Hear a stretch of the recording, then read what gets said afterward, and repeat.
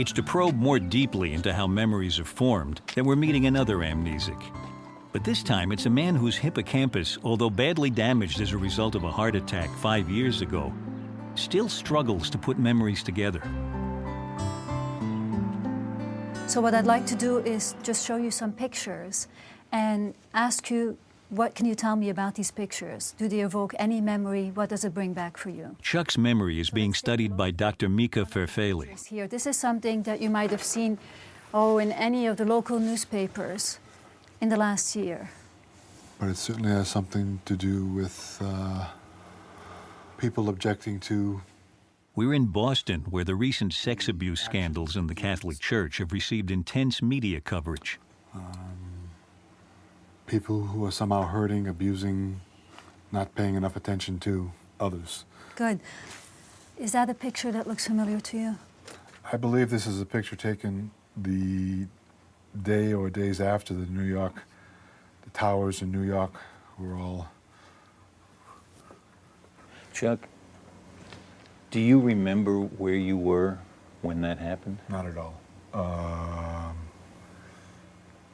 I remember at the time being especially worried because my son was in New York, and obviously the first thing I wanted... As Chuck's wife remembers very well, this isn't so. I don't remember. Their son lives in New York today, but he didn't on 9/11. Chuck taught English before his illness, and he's continued to write since, giving us a unique glimpse into a mind that knows only too acutely what it has lost.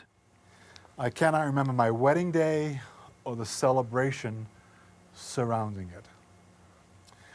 I do not recall the birth of my sons, my father's death, or who most other family members are.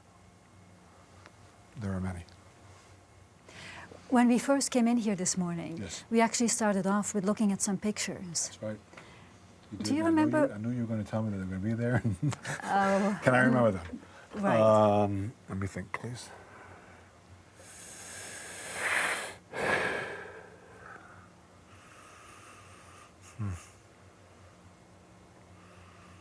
I'm just getting glimpses.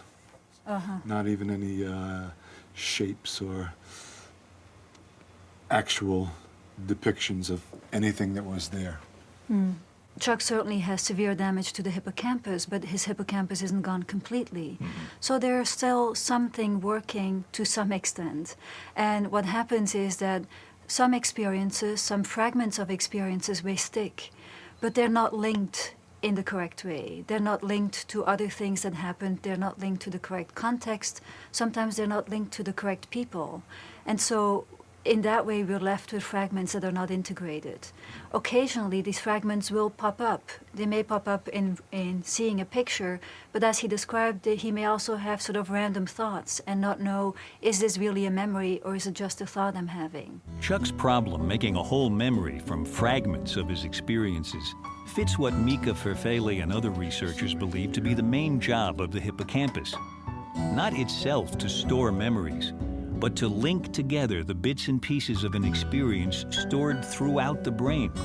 Sights, sounds, smells, even feelings, so that they can later be recalled as a coherent whole. I am missing pieces of the puzzle. Completely incomplete.